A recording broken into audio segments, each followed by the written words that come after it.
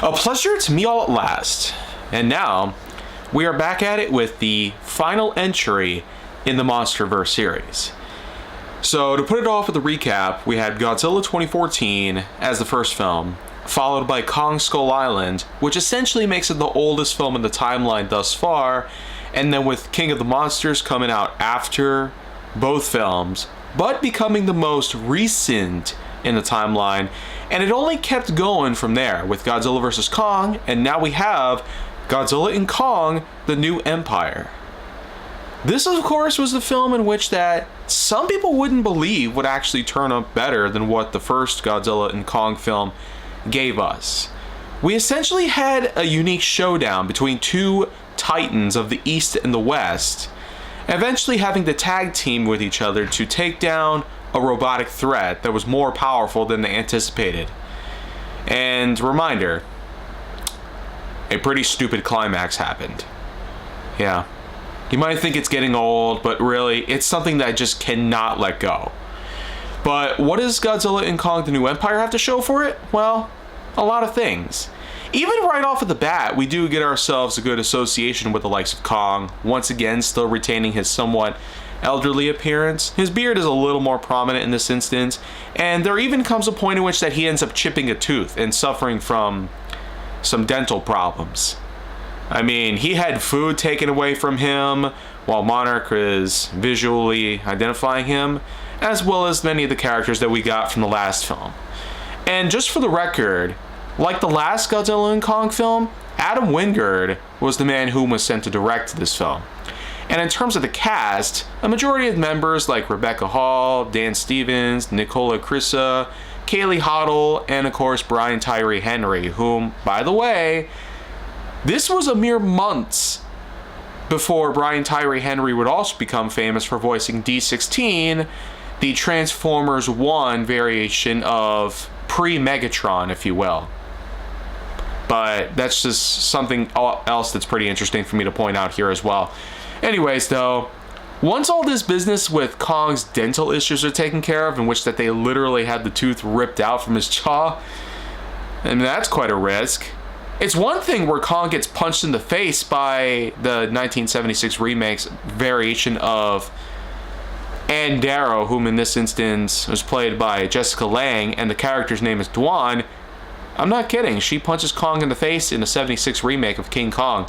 But ripping out his fang to basically cure him of all these dental pains that he's been dealing with, that is also kind of risky. But at the same time, Kong looks like he is fully acceptant of what was happening, because he was a suffering giant ape lumbering around. And not only would he be found on Earth, but there was also the world that we had previously discussed in Godzilla vs. Kong, which came to be known by the name of Hollow Earth. This, of course, was the world that was deep underground and home to the many titans that had apparently surfaced onto, well, Earth's surface. And they, of course, have been stomping around and claiming territory in various parts of the world, like the Arctic and the deserts. And then, of course, there's Italy, which is actually where we get to see Godzilla for the first time in this film. And in this instance, I kid you not, Godzilla is at the same time being the king of the monsters and establishing order like a cop, trying to get people of a town to cooperate. And no joke when I say, he actually sleeps in the Roman Colosseum. That's actually kind of funny. When I saw that, I just couldn't help but giggle when I saw this in theaters. Yes, this is the only other film in the whole series that I saw in theaters, other than Godzilla King of the Monsters. But other than that, though, that's impressive when you think about it. Godzilla sleeping in the Roman Colosseum, that's kind of like how Thanos apparently lived on a farm in another planet at the end of Infinity War. But other than that, it's just, again, it's something you don't see every day. But what we eventually do get to see are a couple of new things that come up into development. First of all, with King Kong and Godzilla, they have of course been in their separate ways for some time, as this has been a few years after the defeat of Mechagodzilla. Hollow Earth has essentially become Kong's new territory, not just for exploration, but also so he can forge his own path and hopefully have his own happy life established. There, of course, are various things that established within Hollow Earth itself by the fields of Monarch. And the Monarch organization, as you probably know, they have been the ones responsible for monitoring all activities made by the Titans and the Kaiju alike, especially Godzilla and Kong, and the many others that are still around after all. Of course, there come more instances in which that Godzilla requires his own tasty diet of nuclear radiation. In fact, there's a French nuclear plant in which that we get to see him suck up a ton of energy and eventually go into the Arctic. No joke. So he goes from his own little bed in the Roman Colosseum all the way out to another place that he calls home in the Arctic. Yeah. But all of this supposedly is plot to establish to what is supposed to be another threat that is due to arrive. Now, what exactly is the threat? Well, we don't exactly get any explicit notes on what happens here, but there are a few clues as to what goes on. The thing is that there apparently are, believe it or not, species of Kong that had survived this whole time. And there eventually becomes a little guy that comes along. No joke, there's a little ape that comes around. He is known by the name of Suko, and through some language and understanding, we are able to figure out that there are apparently more of Kong's kind that are out there. So Suko and Kong are able to make their way out to the origin of which that these other apes have been living around in. And it turns out that some sort of uncharted land had not been explored yet, most likely because of a sinkhole development. And that, of course, is what led not only Kong to go after these new people of his, but also with the likes of Monarch following close behind for evaluation. We do eventually get to see what happens. You see, Kong does have his own kind, somewhere in a secret lair, led by an infamous scar-riddled ape titled the Scar King. Yeah, and he does, believe it or not, rule the land like nobody's business. And he even has himself his own personal bodyguard, a giant lizard-like kaiju that's pretty albino for what it is. Now, this exact kaiju is pretty different when you think about it, though, because of all things that you would consider, I mean, this is not like most other kaiju that we've seen before, but then, of course, we eventually find out that the name of this albino lizard is known as Shimo. Now, Shimo and Scar King are seen as the true rulers of the land here. But I can detect another MCU reference here. We got Scar King and a massive lizard. Doesn't that remind us of Hela and her giant wolf pet? Yeah, it actually does kind of give me that same kind of vibe. I don't know what it is with Godzilla and Kong and the MCU. I don't know why I'm finding all these connections here. But let's hopefully not look for any more of those, because I don't want to drive away from the context here. But other than some more things that happen on the surface with Godzilla and the Tiamat and eventually an encounter with Mothra, we do eventually get to the point in which that full-on fighting does commence, and there actually comes a point in which that Kong ends up losing his arm. Holy crap. It's already bad that he had tooth problems, but now an entire arm gets ripped off of his socket. Oh my gosh. And here we figured that Kong was already pretty brutal with his opponents. I mean, we saw Skull Island, right? In the way that he manhandled that skull crawler.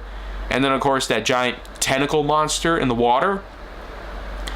But I guess because he's older, more decrepit, of course he's not going to have nearly as much efficiency in his attacks. So, you know what happens next? Well, there comes a unique montage set to some copyrighted music. A full-on mechanical arm gets put on. No joke. A fresh new limb for Kong to use in his fight against the Scar King. And eventually, when Godzilla is brought around thanks to some convincing from Mothra, we do have ourselves an epic final battle in which that we have the likes of Godzilla and King Kong going up against the likes of Shimo and the Scar King. Well, as incredible as this whole entire thing goes on, well, Rio de Janeiro is essentially in which that all of this stuff goes down, and a new ice age is presented by Shimo, and the Scar King himself is essentially laughing with honor. Ha ha ha. And of course, there eventually comes a point in the fight in which that Scar King himself ends up getting frozen.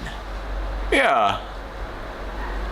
It turns out that Shimo was basically under control from Scar King, not exactly made as a protector of the Scar King under his own will, but Shimo was basically like under mind control from some crystal that was in the lair. And now that the crystal was destroyed, this basically rid Shimo from this mind control thing that the Scar King was doing to him. And now he literally turns the Scar King into a block of ice and then gets shattered on impact. So that is a pretty solid way to end another Godzilla vs. Kong film. Even though it's not much of Godzilla vs. Kong in this instance compared to the last film, I almost wonder where did that dorsal fin axe go? And more importantly, seeing Kong lose a tooth and his arm, that's kind of a good way to raise the stakes. And at the same time, we also get to see more of this purple form of Godzilla, basically evolved Godzilla, as some people call him. It was very subtle in the last film, especially when Godzilla blew a huge hole into the earth, in that one scene in particular. But here, the purple Godzilla, or evolved Godzilla, whatever you want to call him, is way more prevalent here, which I'm especially proud to see. I mean, this is just a good path that we're going to see, where Godzilla and King Kong are essentially tag teaming with each other, and on top of all that, there's more threats to the earth than they had expected. Not just the one on the surface, but the one that's hollow and down below. This hollow earth, as we know, is a whole new world worth exploring for both of them.